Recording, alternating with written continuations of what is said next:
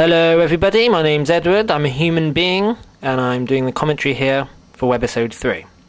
Now, I flip off the garage, coming up shortly, and it really hurt, it extremely hurt. Now, anyone who's been up there, up on that garage, will attest that that garage is, for some reason, it's just on an angle, which makes it seem so incredibly high when you're up there, and everyone agrees when they go up there. It's hard to explain, but if you came up there, you would agree that it just seems incredibly high.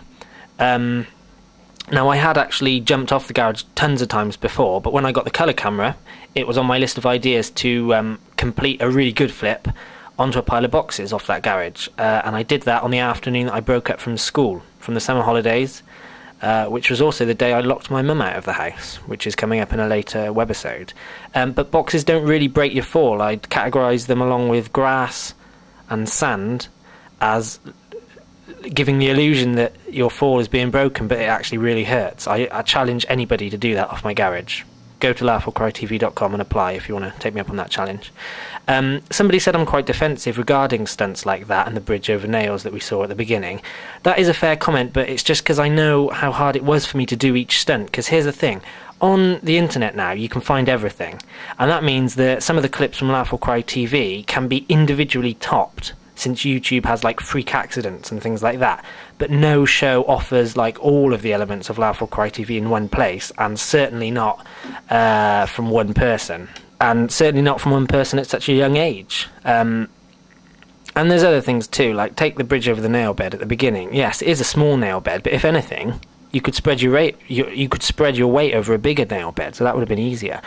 Okay, an interview here, yet again, turns into a wild shaving foam fest. Moffatt didn't actually anticipate this. We just had our first filming day in town with a colour camera, and by that time we were seeing that we'd already built up quite a video library. And I've said this before, but it's important to me because this fact gets lost in time. We were just kids. So nowadays, the videos compared to various Hollywood productions, but we were just kids, scared that our parents would find out, and plus nobody had portable cameras back then as much as they do now.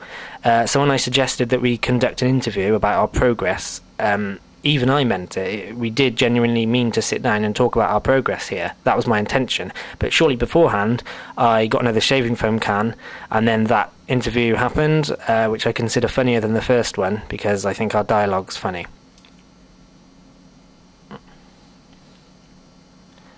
I just slapped Moffatt there. I slapped him with a dead fish.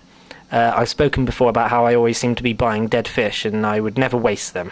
And in between buying and eating it for tea, I slapped him with it, and it landed in the flowerbed. And the idea stemmed from when Mark Phelpstead hit me with a dead fish at school. God knows why there was one there, but he did, and I don't know why he had one. But later that evening at work, his twin Andy spoke to me for the first time and said, "Oh, my brother slapped someone with a dead fish today at school," like just in conversation. And it's then that I realised that they were twins, because up until then I didn't know who they were, although I did know them both, but I didn't relate them to each other. Even though they were twins, they weren't identical, obviously. The rocket impression here, it pieces together lots of street clips, and this was kind of the first of its kind for us. We had bits being filmed on different days. It was close to the start of filming. One of the bits was from the first ever filming day that we did in public, in town. And it set the tone for what I wanted the bizarre bits to be like. It's a very early example of me thinking that people's reactions are funny, because that's what you can't write or plan. That's I watch You've Been Framed, which for those of you outside the UK, You've Been Framed is like people sending their home videos, and it's normally people like falling over at a wedding, or hanging from a rope over a river and then falling in. But there's some really good stuff on it too. And I noticed that it's people's reactions that you can't write. So that was my idea to make Laugh or Cry TV. But obviously, it came about fairly late, because in the meantime, people have done it commercially with ideas. There's been loads of TV shows that have embraced that. Although, admittedly, Candid Camera did it back in the 50s or whatever. Anyway, now here we see me taking a net collage to my neighbour Audrey at 5 AM. It really was 5 AM. I did it because she claimed that she never slept, and to be fair to her, she was up. So Actually, the Audrey segments have led me to to be invited for me to appear on the radio and speak about Laugh or Cry TV.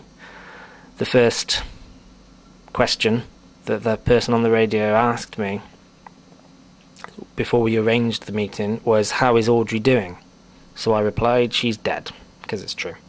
This is kind of a different era. I actually really miss those days. I look completely different. I'm thinner and I have short hair, and I was just so excited to have a camera because, like, as I said, no kids of my age actually had one back then, and I was so pleased to be able to finally get on with filming loads of my ideas and things like that. And there's loads of things from that era. When she said, when I had to put the subtitles up back in the net collage, I had to put the subtitles up because you couldn't, she just said gibberish.